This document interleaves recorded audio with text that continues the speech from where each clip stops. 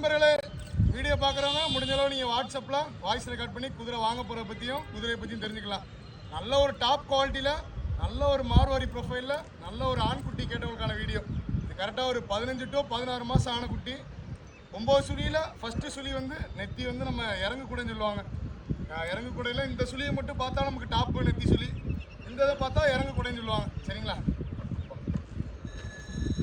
இப்போயே குழாம் கழிச்சு ஒரு 57 to 58 இருக்கு. நல்ல வயசில் ஒரு 61 62 வரை வரும். நல்ல ஒரு கியர் ப்ரொஃபைல், நெக் ப்ரொஃபைலு, நல்ல ஒரு உடம்பு, நல்ல ஒரு ரிஜிடான பாடி கிட்டான ஒரு குதிரை.